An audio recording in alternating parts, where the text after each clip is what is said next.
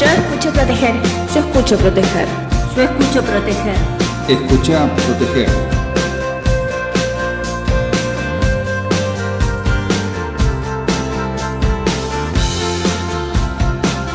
Yo escucho proteger. Yo escucho proteger. Yo escucho proteger. Escucha proteger.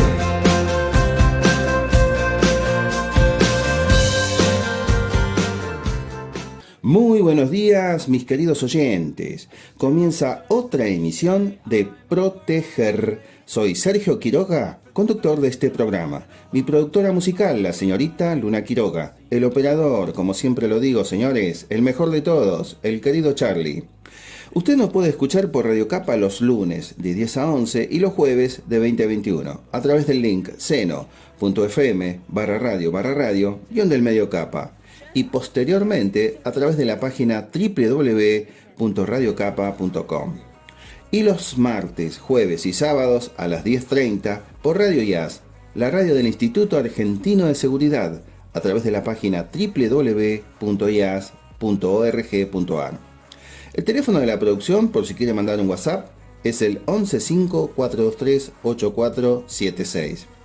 Todas las inquietudes sobre los temas que tratamos acá, o si quiere dar alguna inquietud, lo puede hacer a través de mi blog, que es el www.kiseg.com.ar, o al mail consultora@kiseg.com.ar. Bueno, el entrevistado del día es el licenciado en Relaciones Internacionales y Magíster Alejandro Casaglia. Es experto en terrorismo, pandillas y crimen organizado. Y lo convocamos para que nos hable sobre los atentados del 11 de septiembre. Vamos a tener también la columna de la señorita Sonia Snal, especialista en educación vial y participa en la producción. Vamos a tener las recomendaciones Proteger en la voz de Sofía Herrera. No sé cuánto tiempo la vamos a tener porque viaja a Alemania, la chiquita. Así que vamos a ver hasta dónde la tenemos en el staff. Bueno, vamos a tener también las columnas de los licenciados en seguridad Daniel Mallea, Adrián Ortigosa. Y como siempre, invitamos a todos los profesionales de la seguridad que deseen participar en este programa. Solo tienen que llamar a producción, el llamado es abierto y no es condición que ocupen un puesto prestigioso en seguridad. De igual modo, se invita, como siempre, a todo el personal docente, no docente y alumnos del IAS. Y quienes quieran auspiciar sus empresas o emprendimientos, también lo pueden hacer. Bueno, en la editorial del día de la fecha, necesitamos un cambio de cultura en la seguridad. A nivel local, cada vez los índices delictivos aumentan más, sumados a la violencia con la que se producen los mismos. Estamos haciendo normal ver a través de los medios y en forma continua los hechos que nos damnifican en la vía pública. Hechos producidos por motochorros, cuando rompen las ventanillas de los vehículos para robar las pertenencias de sus conductores. Nuevamente se están produciendo salideras bancarias. Y no cesan los femicidios, que, si bien se producen en ambientes privados, no dejan de preocupar por la gravedad de los mismos. Pero también estos hechos de inseguridad transcurren en una organización, cuando las políticas de sus directivos no invierten en seguridad, pensando contrariamente que se trata de una pérdida. La seguridad en el trabajo es la disciplina encuadrada en la prevención de riesgos laborales, cuyo objetivo es la aplicación de medidas y el desarrollo de las actividades necesarias para la prevención de riesgos derivados del trabajo. Se trata de un conjunto de técnicas y procedimientos que tienen como resultado eliminar o disminuir accidentes y enfermedades laborales. Sí, necesitamos un cambio de cultura aquí y ahora, no esperar más. Necesitamos cambiar nuestra forma de pensar sobre nuestra seguridad. Desde Proteger, invitamos a las instituciones a cambiar.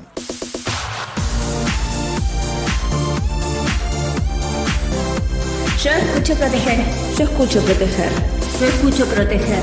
Escucha proteger.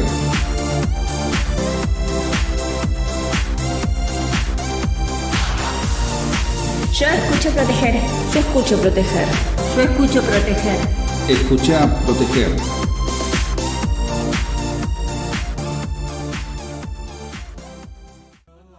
Gracias, Charlie. Bueno, presentamos la columna de Sonia Snal, que es docente, investigador independiente, especialista en educación vial y participa en la producción. Desde Caleufú, provincia de La Pampa, nos trae el tema Sistema de seguridad activa y pasiva. Ahí pegadito a ella vienen las recomendaciones proteger en la voz de Sofía Herrera. Continuamos con el ciclo Recomendaciones proteger para evitar los accidentes laborales. Cuando usted quiera, Charlie. ¿Qué tal, Sergio? Una nueva semana compartiéndola con vos y con la audiencia de Proteger. Tema de hoy, sistema de seguridad activa y pasiva. Al momento de elegir un automóvil, es importante evaluar qué tipo de seguridad proporciona. Es por esto que la seguridad activa y pasiva son fundamentales. Se diferencian entre sí por la función específica que cada una de ellas cumple. Mientras que el objetivo principal de la seguridad activa es prevenir siniestros viales, la segunda, es decir, la seguridad pasiva, tiene como fin reducir posibles secuelas en pasajeros y en el vehículo en caso de un incidente. La seguridad activa son aquellos elementos que posibilitan una mayor eficacia y estabilidad cuando el vehículo se encuentra circulando. Los elementos de estos son preventivos. Deben estar en perfectas condiciones para que se puedan efectuar maniobras. Existen diferentes elementos que la componen. Dirección. Un correcto funcionamiento de la dirección permite asegurar que el vehículo responda correctamente. Estabilidad. También conocidos como antivuelcos. Controlan la velocidad de las ruedas, la posición del volante y del acelerador para determinar si en algún momento debe intervenir para equilibrar el vehículo y evitar que el conductor pierda el control del mismo. Suspensión. Es muy importante, dado que permite asegurar la estabilidad del agarre del vehículo en la ruta. Iluminación. Debe funcionar correctamente. Es otro factor sumamente importante. Con el avance de la tecnología aparecieron nuevos sistemas como LED, halógenos, que permiten aumentar visibilidad y reducir siniestros viales. Las llantas cumplen una función importante también, ya que permite una correcta adherencia del vehículo al suelo, lo cual previene distintos incidentes viales ante climas adversos como lluvia o granizo, o cuando la superficie de la ruta no se encuentra en óptimas condiciones. Es recomendable entonces revisar con regularidad frenos, llantas, dirección y suspensión del auto para asegurarse que estén en correcto estado. También es importante el sistema de iluminación delantero y trasero, la intermitencia y las luces de freno. Sistemas de seguridad pasiva. Son ideados para resguardar la vida de los pasajeros en caso de vivir un siniestro vial. El cinturón de seguridad o el airbag pueden salvar la vida. A su vez, otros elementos del auto como apoyacabezas, que ayudan a evitar lesiones cervicales. Las empresas automotrices se preocupan cada vez más en brindar a sus clientes los máximos niveles de calidad en ambos sistemas de seguridad, ya que estos se complementan. Pero es responsabilidad del conductor que todo se encuentre en perfecto funcionamiento para garantizar su seguridad y la de los demás pasajeros. Hasta la próxima.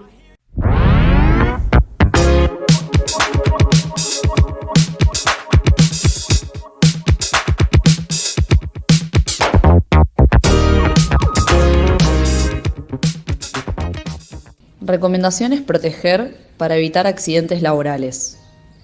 Exige el uso de los equipos de protección personal. Todas las empresas están obligadas a suministrar, sin costo para el trabajador, todos los elementos de protección personal de uso obligatorio. Cada actividad, de acuerdo a su especificidad, tiene parámetros que los requieren. Del mismo modo, una vez que el elemento de protección personal está en posesión del empleado, él está obligado a usarlo. Por lo tanto, se convierte en responsabilidad de cada trabajador usarlos durante su trabajo. La empresa tiene el deber de suministrar y el derecho de cobrar por el uso de cada uno de ellos. Entre estos equipamientos se encuentran guantes, anteojos, respirador, protector auditivo, cinturones de caída, cascos, botas y otros más. Es esencial respetar los requisitos de cada actividad realizada.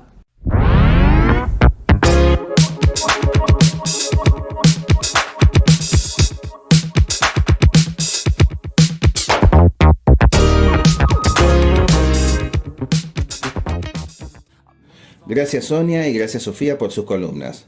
Bueno, presentamos ahora la entrevista del día. Es la entrevista que le hicimos al licenciado en Relaciones Internacionales y magíster Alejandro Casaglia. Es experto en terrorismo, pandillas y crimen organizado. En la actualidad está dictando la diplomatura Bioterrorismo, Intoxicaciones Masivas, Dolosas y Riesgos a Considerar. Lo está haciendo en la Universidad Tecnológica Nacional. Lo hemos convocado, Alejandro, ya que recientemente se cumplieron 22 años del atentado a las Torres Gemelas en Estados Unidos. Y con él hablamos sobre cómo sucedió, quiénes fueron los perpetradores y qué hipótesis se barajan. Cuando usted quiera, Charlie, comenzamos a escuchar la entrevista.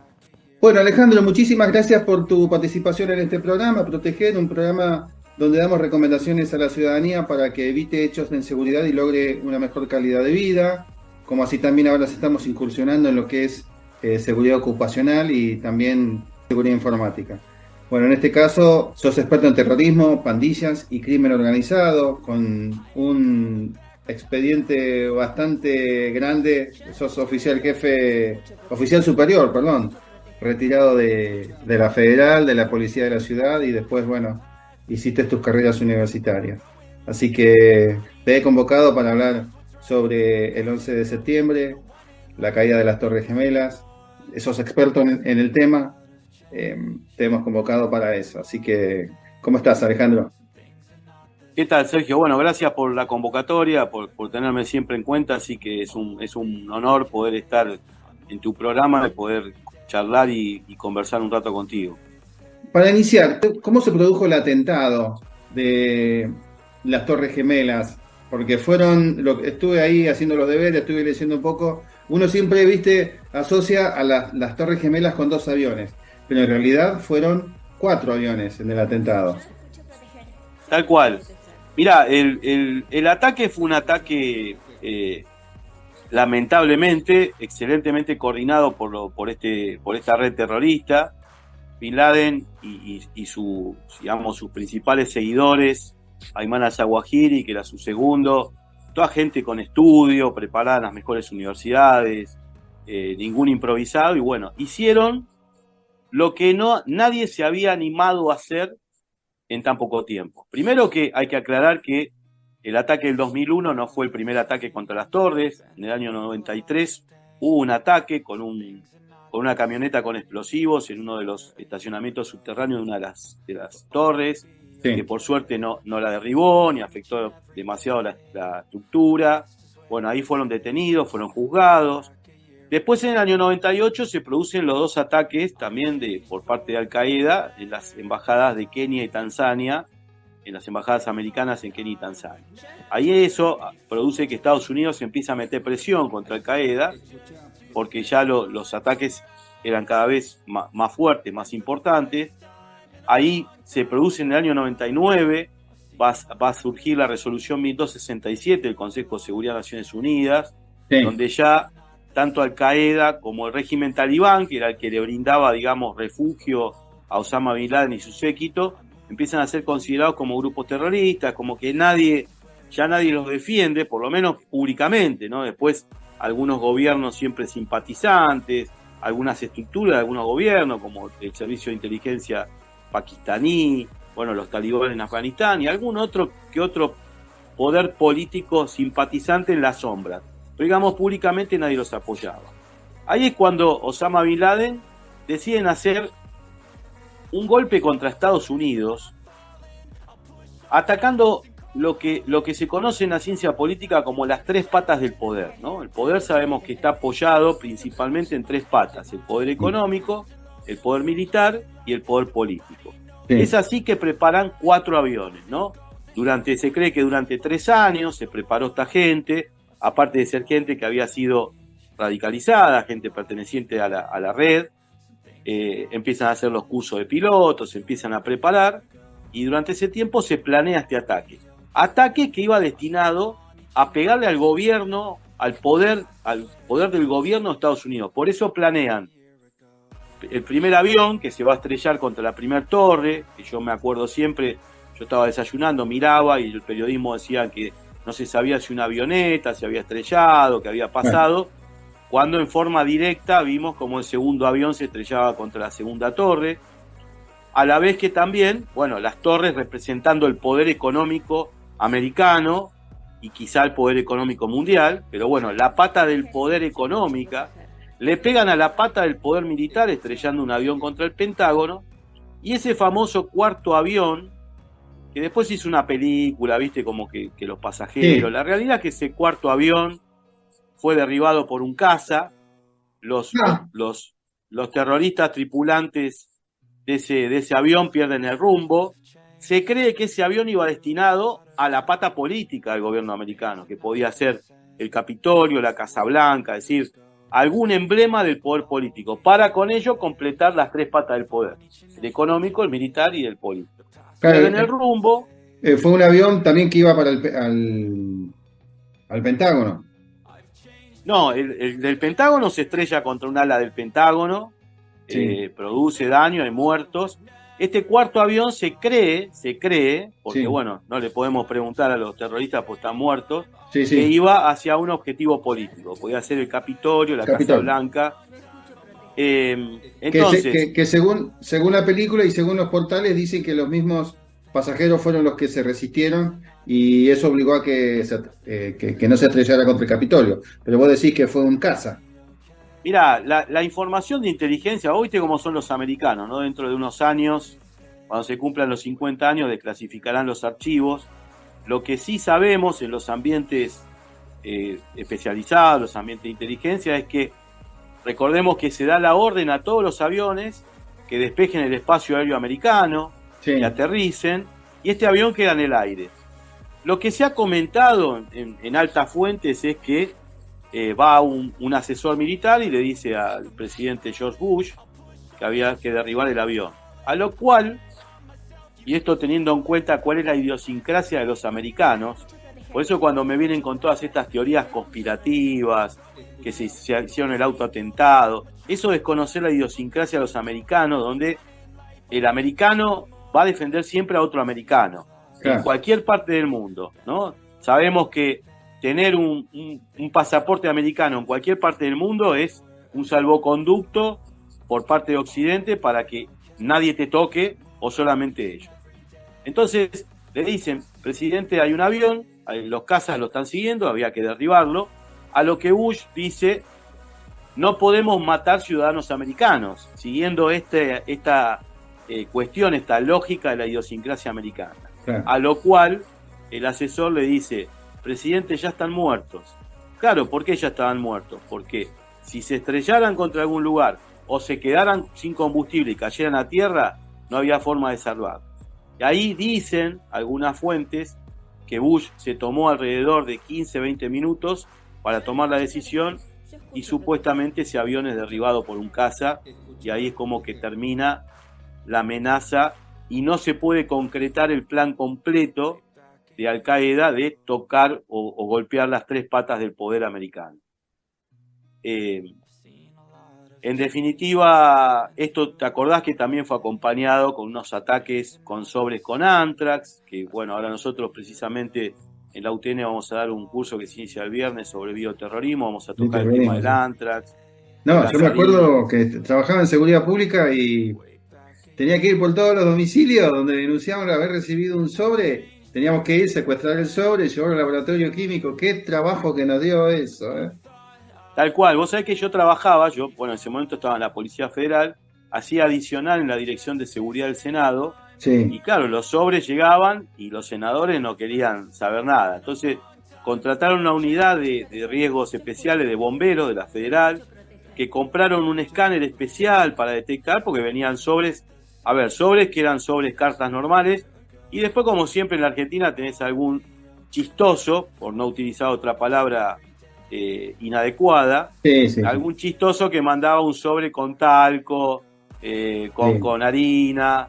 O el vecino que le tenía bronca al vecino de al lado también, Tal cual. Pero acá por suerte no tuvimos. En Estados Unidos sí hubo ataques con Anthrax, hubo varios afectados, varios muertos. Por suerte el Anthrax, es una sustancia biológica muy común de encontrar. Acá en el campo se lo conoce con el nombre de carbunco. Pero tiene una baja, una baja mortalidad y permite, digamos, actuar rápidamente para neutralizar, digamos, la diseminación de la enfermedad en el cuerpo. Pero igual hubo muertes. Y acá como que Al Qaeda completa, digamos, Sí. hace, digamos, su aparición a nivel mundial, ¿no? Con esto.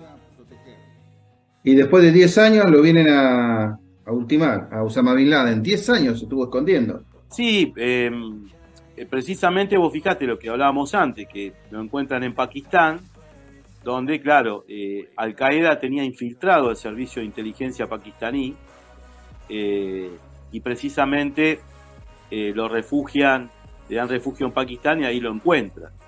Esto es muy bueno de aclarar, el tema de por qué los talibanes, el régimen talibán, es incluido en las resoluciones del Consejo de Seguridad por presión de Estados Unidos.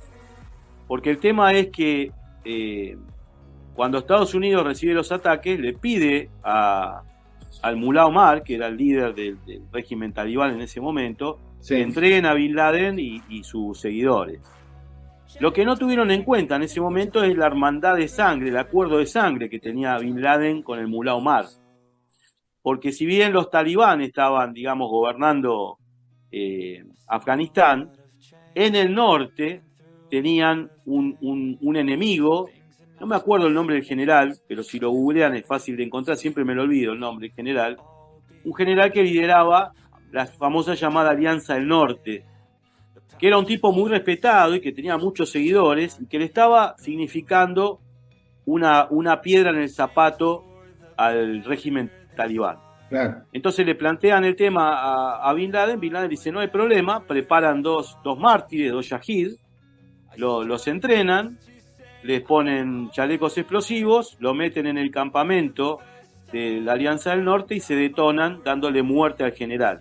Que en este momento el que está liderando la Alianza del Norte es el hijo de ese general, que ya me voy a acordar el nombre, de un tipo muy respetado, porque había sido un héroe de guerra en la guerra contra los soviéticos, y era un tipo muy respetado y era un buen militar, digamos, un buen estratega.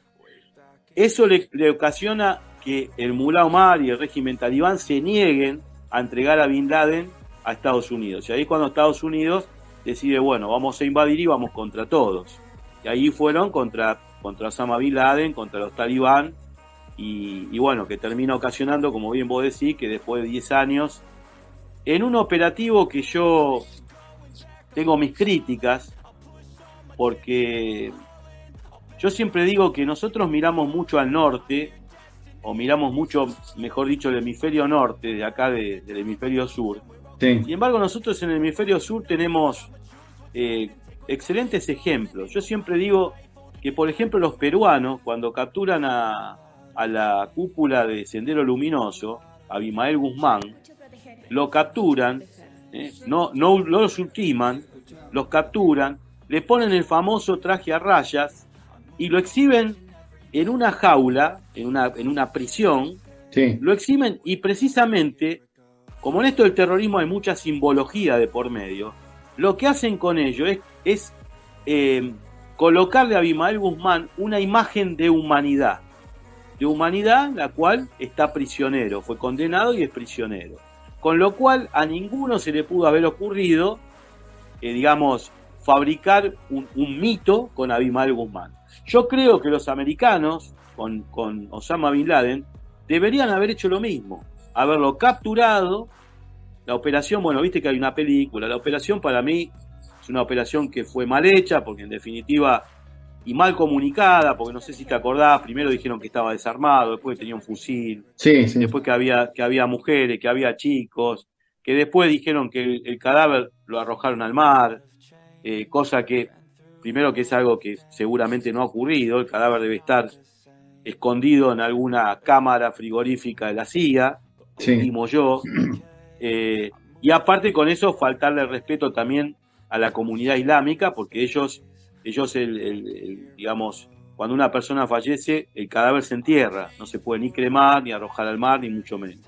Con lo cual me parece que hubo una serie de desprolijidades, las imágenes de Hillary Clinton ahí en la sala mientras se llevaba a cabo la operación, me parece que hubo una serie de errores y que les habría sido más útil a los americanos haberlo capturado a Bin Laden y haberlo exhibido en una prisión y con ello crear una imagen, quitarle la imagen del mito y crear una imagen más humana teniendo en cuenta es un asesino, no un terrorista, ¿no? Pero quitarle, digamos, esa imagen de mito que después se transformó Osama Bin Laden, que, como siempre decimos, nosotros los occidentales creemos que, como en las películas John Wayne, matan al cacique y los indios se dispersan. Con lo cual desconocemos que en estas estructuras siempre hay una cadena de mando, hay como una sucesión, siempre hay un sucesor designado.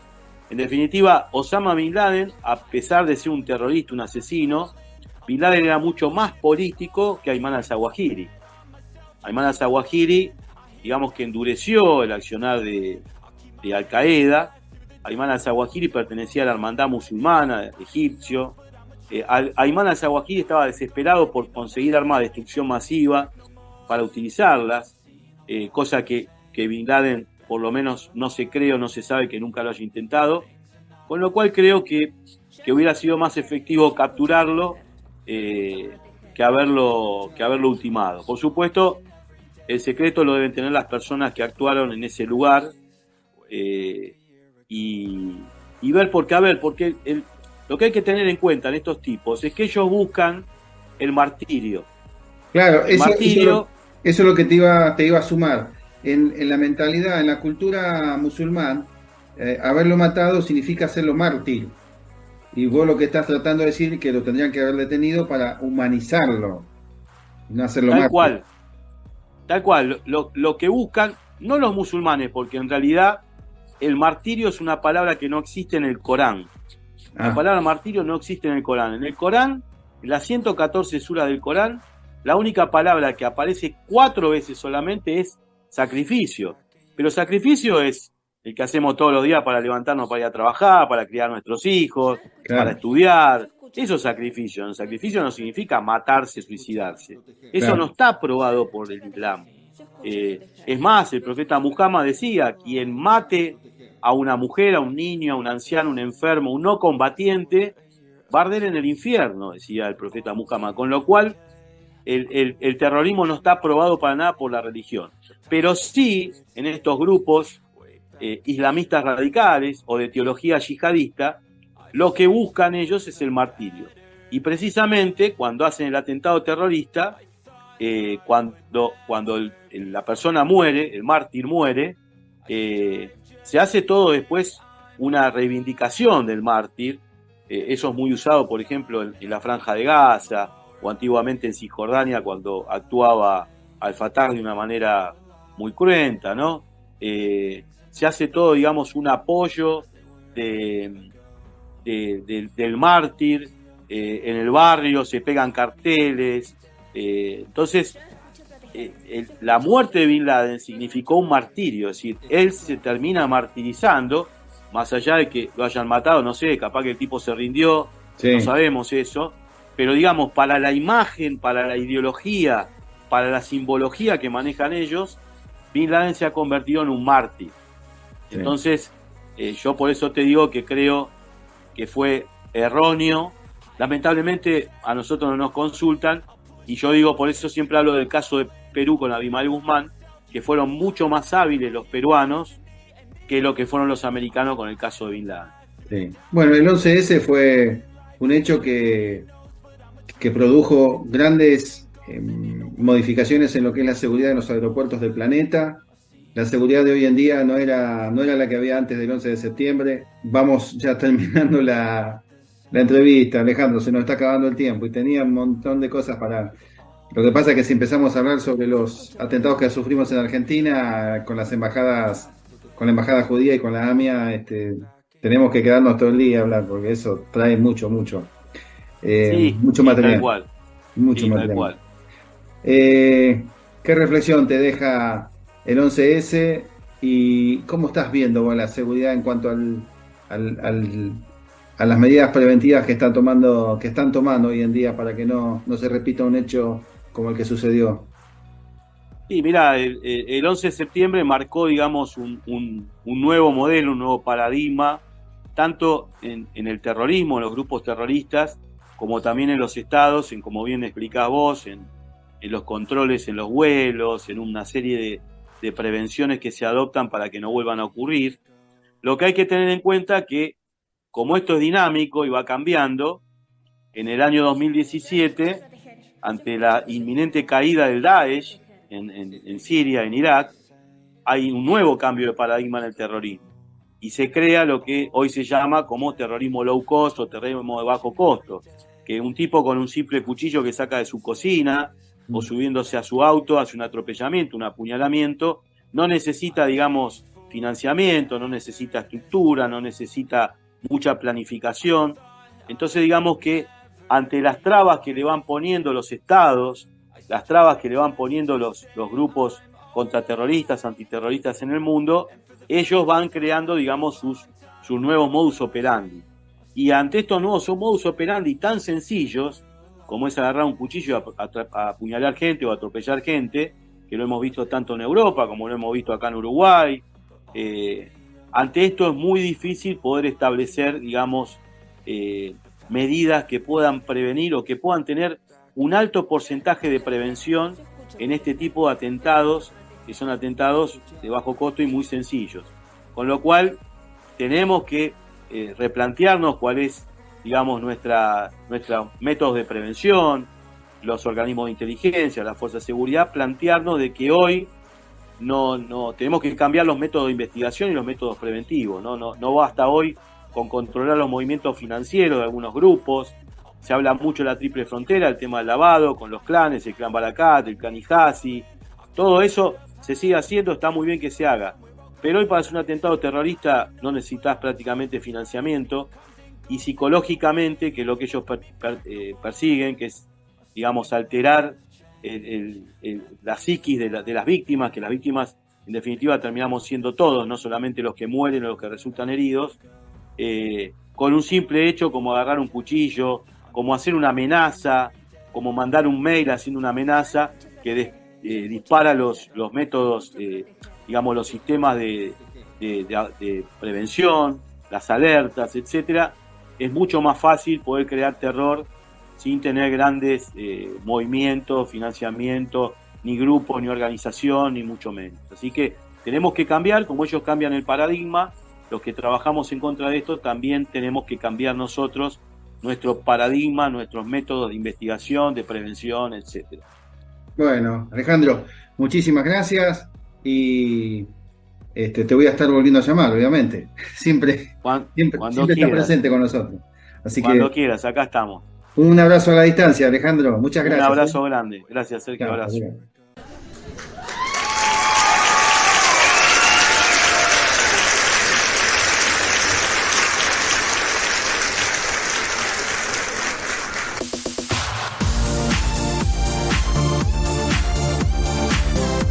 Yo escucho proteger.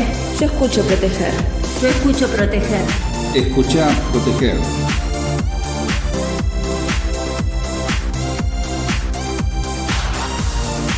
Yo escucho proteger.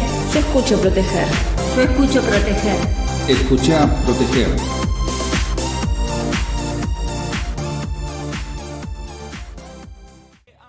Muchas gracias, Alejandro, por tu participación en esta emisión de Proteger. La verdad, un lujo haberte tenido participando en este programa. Bueno, ahora sí, viene la columna del licenciado en Seguridad Ciudadana, Daniel Mallea. En el día de la fecha nos trae la resiliencia criminal. Cuando usted quiera, Charlie, comenzamos a escucharlo. ¿Qué tal, estimados? ¿Cómo están? Un gusto saludarlos. Soy Daniel Mallea. Y en una emisión anterior por este medio tocamos un tema preocupante, cercano, familiar, que nos ayudó a explicar, a entender lo que vemos en nuestros barrios, en nuestra provincia, en el país, en Latinoamérica. Estoy hablando de la macrocriminalidad. Y en esta oportunidad y a manera de cierre de ese tema, los invito a repensar, a reflexionar sobre la resiliencia. Una palabra muy usada en estos días, ¿no? Comúnmente estamos escuchando hablar de la resiliencia, pero en esta ocasión la resiliencia es una resiliencia criminal. Recordemos que en la macrocriminalidad es válido considerar la gobernanza criminal, como redes vinculares y colaborativas entre algunos decisores públicos y actores criminales. Estas redes son complejas no solo por su tamaño, que se presentan como organizaciones a grandes escalas, sino por su capacidad para penetrar y manipular múltiples facetas de la sociedad. Esto fue y es visible en muchos países de Latinoamérica, y Argentina, claramente, estimados oyentes, no es la excepción. Estas redes existen y subsisten por un gran interés, diría yo, económico, es decir, que hay algún negocio que les resulta de mucho interés y rentabilidad. Además, la gobernanza criminal propicia la habilidad para obtener, y no solamente obtener, sino también distribuir, ¿sí?, poder y ganancia en los corredores legítimos del poder, así como entre los mismos actores de la criminalidad. Estos complejos procesos de flujo ilícito, políticos y económicos, pueden, y de hecho logran, conducir a inseguridad, corrupción, impunidad, y tras esto está la reconfiguración del poder político y una consecuente reconfiguración estatal. Las complejas redes opacas incluyen empresas criminales con capacidad para ejecutar y conducir guerras y violencias en Latinoamérica, por ejemplo, lo cual desafía la capacidad y solvencia de los propios estados con los que guardan vínculos y reciben colaboración. Y cuando no coinciden esos intereses de aquellos decisores con esos grupos criminales, no hay, no hay coincidencia entre sus intereses, bueno, ocurren cosas muy tristes que las podemos ver en los medios. Episodios no solamente tristes, sino también inexplicables, como por ejemplo pérdidas de vidas humanas que nada tienen que ver con las organizaciones ilegales. Al comienzo dijimos que estos grupos ilegales son resilientes. ¿Cómo podemos explicar esto?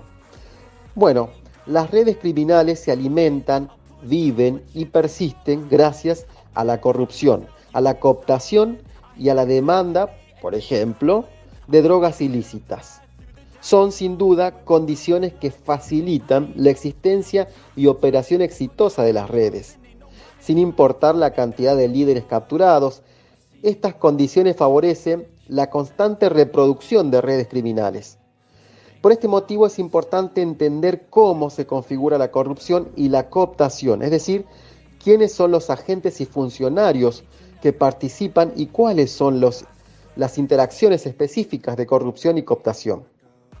En definitiva, estimados, resulta sumamente útil que los decisores públicos quieran poner fin, ¿sí?, fin pero absoluto, a la cooperación con estructuras criminales, a la vinculación con estructuras criminales, que tomen la decisión firme de no pertenecer más, ¿no?, a estas redes vinculares, que fortalezcan las capacidades de gobierno y las capacidades estatales para lograrlo, evitando sentirse seducidos por ganancias económicas o acuerdos que resulten airosos para la propia política de la que viven los decisores públicos.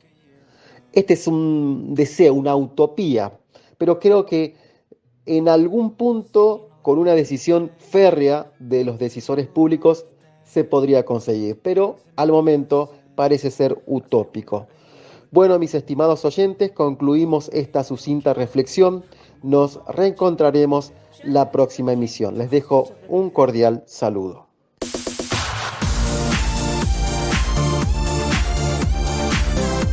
Yo escucho proteger. Yo escucho proteger. Yo escucho proteger. Escucha, proteger.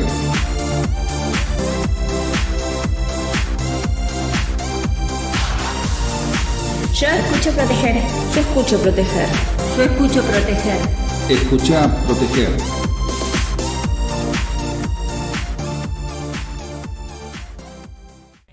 Gracias, Daniel, por tu columna. Bueno, a continuación presentamos la columna del licenciado en Seguridad Ciudadana, Adrián Ortigosa, Y en la ficha nos trae el tema, ¿policía comunitaria o de proximidad? Cuando usted quiera, Charlie. Buenos días para toda la audiencia del programa. Soy Adrián Nortigosa y nuevamente me encuentro con ustedes para que podamos desarrollar desde la perspectiva de la seguridad ciudadana un nuevo modelo de policía, que es el basado en la solución del problema, o conocido también como policía comunitaria o de proximidad. En el encuentro anterior hemos hablado sobre el modelo de policía denominado tradicional. Este modelo tiene como su principal creador a Hernán Goldstein, quien a mediados del siglo pasado comienza a visibilizar y criticar a los cuerpos policiales estadounidenses debido a que se han centrado tanto en ellos mismo que han olvidado la finalidad por la cual existen: ofrecer un servicio a la ciudadanía. Si bien es cierto que el profesionalismo de la fuerza la llevó a mejorar la formación de sus miembros, tanto en el aspecto estrictamente individual y profesional, como en la gestión de la institución, también era cierto que la delincuencia crecía y el público se sentía cada vez más desapegado y distanciado del cuerpo policial. En su libro Policía orientada a problemas, Goldstein describe esta situación citando el ejemplo del autobús inglés, reconocido mundialmente por la exactitud en el cumplimiento del horario. El autor manifiesta que para poder cumplir con su esquema y con los horarios impuestos por la empresa, el colectivo pasa de largo en algunas paradas y por ende no levanta pasajero, sin importarle que haciendo esto deja de prestar el servicio que justifica su trabajo. Una organización de estas características tiende a perder el apoyo de los ciudadanos toda vez que no muestra interés por sus problemas. Lo mismo estaba ocurriendo con la institución policial. Precisamente esa área, la cuestión, la policía se estaba limitando a aplicar la ley y a embellecer la organización, pero se olvidaba de resolver los problemas de la gente. La policía se limita a reaccionar ante la incidencia que se le presenta, aplicando la ley, pero sin preocuparse por mejorar la calidad de vida de la ciudadanía. Desde este punto de vista, el autor propone la creación de un nuevo paradigma policial. La policía tiene que tener en cuenta que su finalidad ha de ser ofrecer un servicio público que mejore las condiciones de vida de la población y a partir de aquí cambiar su metodología de trabajo. La policía tendría que abandonar su apego a la reacción y a la pura y estricta aplicación de la ley. Tendría que haber un cambio radical en la metodología del trabajo policial existente. Es aquí donde surge la conocida policía comunitaria o de proximidad. Este modelo policial surge como una respuesta a varios problemas que traía aparejado el modelo tradicional, el cual hemos desarrollado en el encuentro anterior. Esto, por supuesto, no significa que en alguna parte del mundo, de un día para el otro, haya cambiado un modelo policial por el otro, sino que son cambios paulatinos. De hecho, este modelo tiene su origen, como lo dijimos al inicio de la charla, en Estados Unidos, por el revuelto que producían las policías ya por el año 60, 70, que principalmente atacaban a los sectores minoritarios, llámese afroamericanos, ¿no? Y por eso la policía era objeto de crítica constante por su accionar violento en los barrios, donde generaba más rechazo que ayuda. Y esto fue tomado en cuenta por las autoridades políticas que comenzaron a ver a la institución policial como un problema y no como una solución. Entonces, se centra toda la política de seguridad en apuntar a esa nueva policía, a la policía comunitaria, a la policía de proximidad, en donde el policía debe utilizar la palabra como vehículo para gestionar los conflictos, para interactuar con la comunidad. La aplicación de la ley tiene que ser la última instancia. Antes se ven a agotar todas otras instancias para la aplicación de la ley, para que la policía se convierta solamente en un procedimiento reactivo. Espero que el delito suceda y después voy y me hago cargo. Listo. No, la policía comunitaria se esfuerza en prácticas preventivas, tratando de que el delito no ocurra. Entonces, resumiendo, la policía tradicional del encuentro anterior solamente se centraba en lo reactivo, esperaba que el delito suceda y recién iba a diligenciar el conflicto. La policía comunitaria o de proximidad es todo lo contrario, trabaja para prevenir que el delito no sucediera. Un abrazo y hasta la próxima.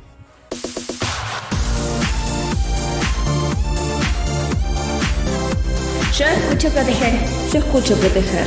Yo escucho proteger. Escucha proteger.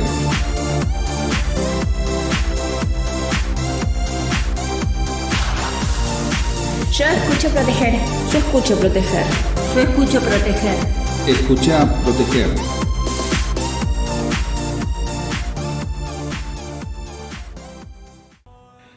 Ya llegamos al final de otra emisión más de Proteger.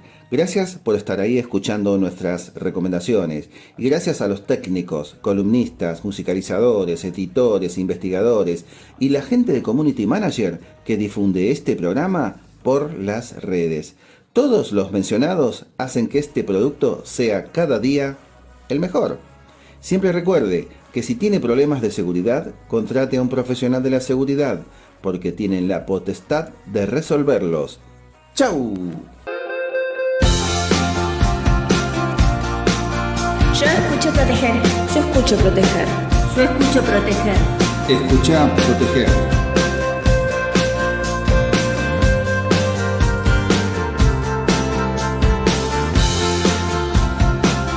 Yo escucho proteger. Yo escucho proteger. Yo escucho proteger. Escucha proteger.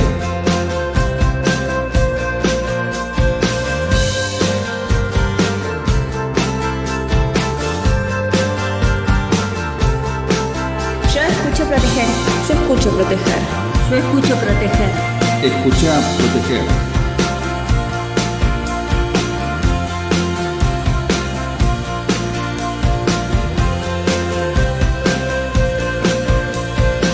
Yo escucho proteger. Yo escucho proteger. Yo escucho proteger. Escucha proteger.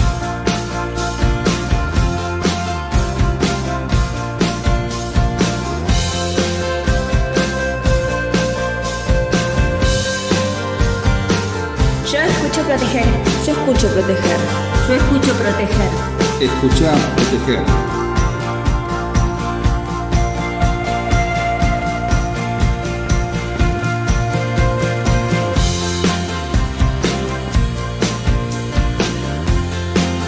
Yo escucho proteger. Yo escucho proteger. Yo escucho proteger.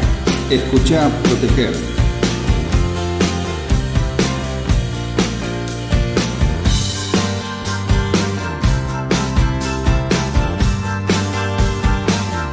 Yo escucho proteger.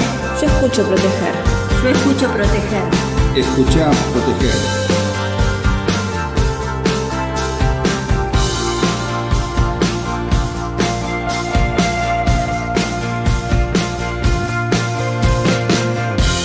Yo escucho proteger. Yo escucho proteger. Yo escucho proteger. Escucha proteger.